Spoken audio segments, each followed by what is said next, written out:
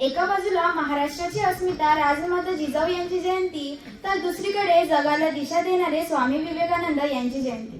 सर्वांना माझा नमस्कार। माझे पूर्ण नाव खुशी सिद्धार्थ कासवटे, वर्ग 10वा। सर्वप्रथम या दोन्ही थोर व्यक्तिमत्वाच्या प्रतिमेस त्रिवार वंदन करते। जिजामाता म्हणजे स्वराज्याची पायाभरणी करणारी एक अदृश्य शक्ती होती। त्यांच्या या थोर प्रवासाचे वर्णन मी एका कवितेतून सादर करू इच्छिते। लखुजी जाधवांच्या घरात जन्मल्या जगतजननी राजमाता जिजाबाई देवगिरीच्या यादवांचे वंशस्थे महाळसाबाई त्यांच्या आई। दौलताबाद येथे शहाजींशी विवाह करून झाल्या त्या भोसले। अनेक अडचणींना सामोरे जाऊन त्यांनी धैर्याचे आणि खंबीरपणाचे दर्शन दिले। सूर्यास्ताच्या वेळी शिवनेरी चमकली, पुत्र झाला शिवाजी। 14व्या वर्षी जहागीर सुपूर्द करणारे ते महान पिता शहाजी। रामायण सांगितले, महाभारत सांगितले, पराक्रम सांगितला रामाचा अन भीमाचा।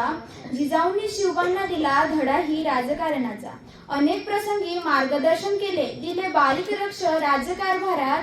सदरेवर बसून तंटे सोडवले अन जातीने लक्ष घालून जहागीरात। संभाजींनाही सांभाळले, दिली धर्म राजकारणात साथ।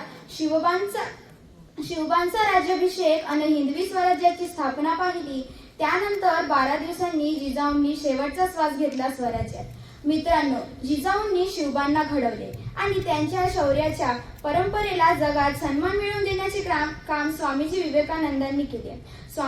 स्वामीजींचे व्यक्तिमत्व म्हणजे केवळ भगवे वस्त्र धारण केलेले संन्यासी नव्हे, तर ते तरुणांच्या ऊर्जेचे प्रतीक होते। स्वामीजींबद्दल म्हणावेसे वाटते की भगवे वस्त्र ज्यांचे मुखावर ज्ञानाचे तेज, भारतीय संस्कृतीचे ज्यांनी जगाला दिले पेज। भगवे वस्त्र ज्यांचे मुखावर ज्ञानाचे तेज, भारतीय संस्कृतीचे ज्यांनी जगाला दिले पेज।